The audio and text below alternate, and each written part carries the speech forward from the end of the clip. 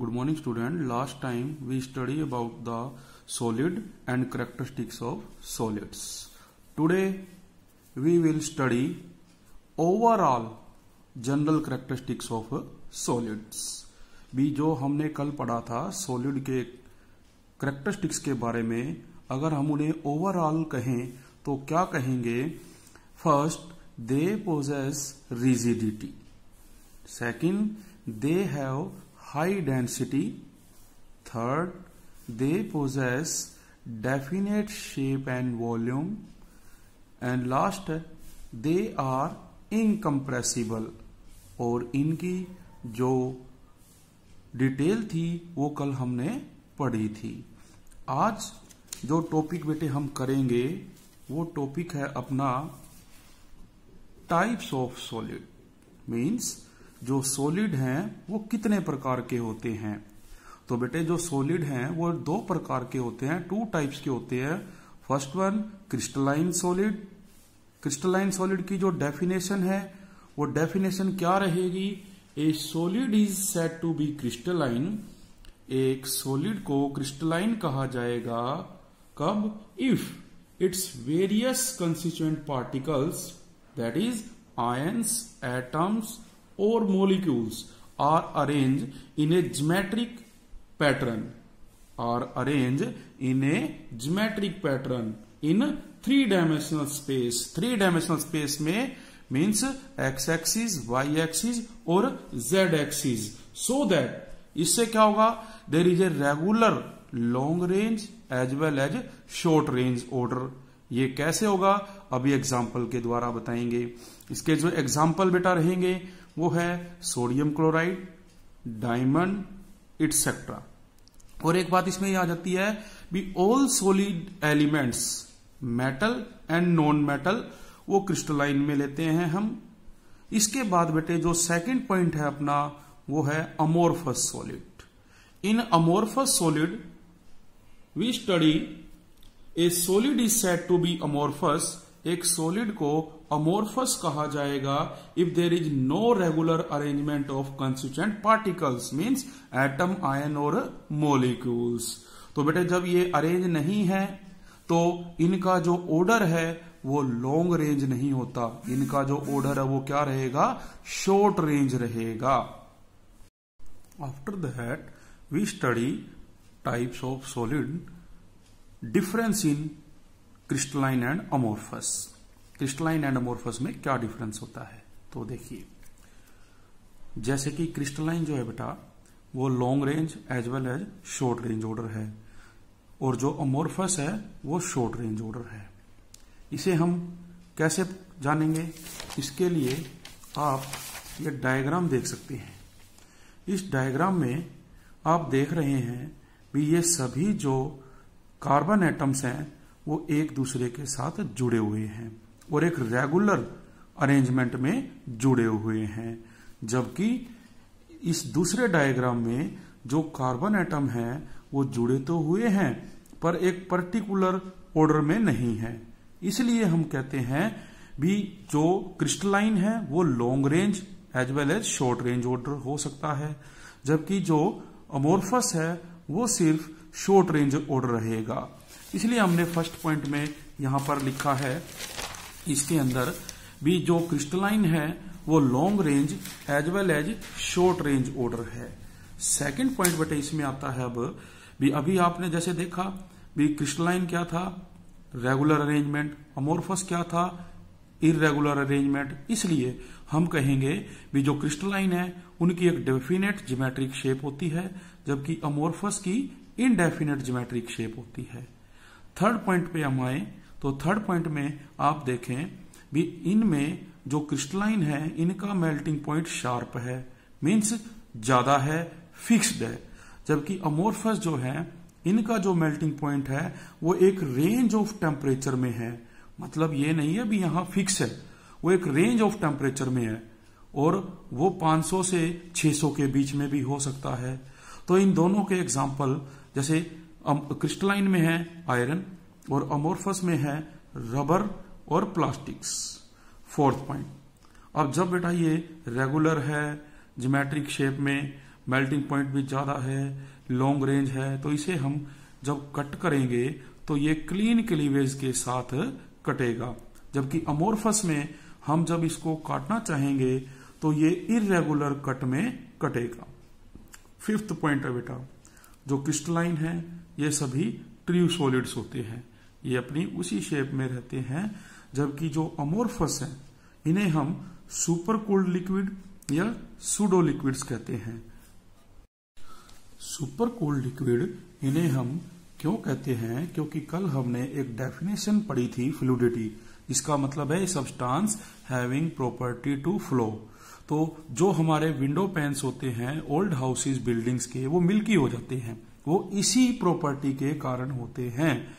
Sixth point है definite heat of fusion.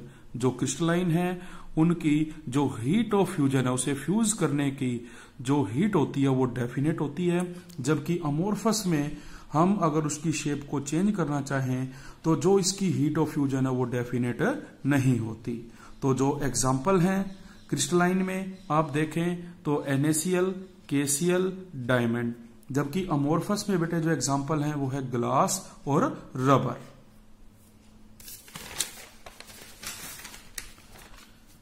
इसके बाद बेटे हम अगला टॉपिक जो स्टडी कर रहे हैं वो है क्लासिफिकेशन ऑफ क्रिस्टलाइन सॉलिड। हम जो क्रिस्टलाइन सॉलिड हैं उसकी क्लासिफिकेशन कर रहे हैं। तो वो क्या है, be base upon the nature of the constituent particle. भी जो हमारे कंस्टिट्यूएंट पार्टिकल्स है, एटम, आयन और मॉलिक्यूल्स, उनका नेचर क्या है और किस बाइंडिंग फोर्स के कारण वो आपस में जुड़े हुए हैं। तो इसलिए हम कहेंगे भी जो कंस्टिट्यूएंट पार्टिकल्स है and the binding force present between them.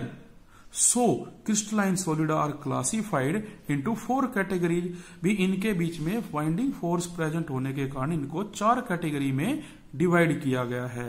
And 4 categories are, first one ionic, second molecular, third covalent network, fourth है मेटालिक।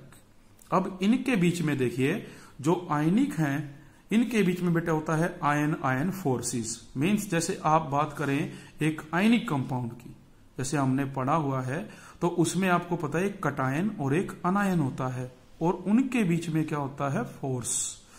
इसकी जो प्रॉपर्टी है वो क्या है, ब्रिटल, ये चमकदार रहेंगे। अब इनके बीच में स्ट्रॉन्ग फोर्स है इसलिए ये हार्ड है और इनका जो मेल्टिंग पॉइंट है वो क्या होगा, हाई होगा।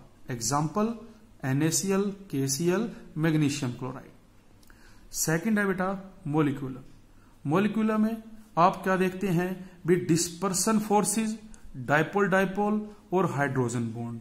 मतलब ये हुआ भी आपके पास एक कोई भी पोलर कंपाउंड होता है और उस पोलर कंपाउंड में आपको पता है भी पॉजिटिव और नेगेटिव चार्ज होता है, और दूसरा एक होता है हाइड्रोजन बॉन्डिंग, जिसमें जो हमारा हाइड्रोजन है वो मोर इलेक्ट्रोनेगेटिव एलिमेंट्स के साथ जुड़ा हुआ होता है।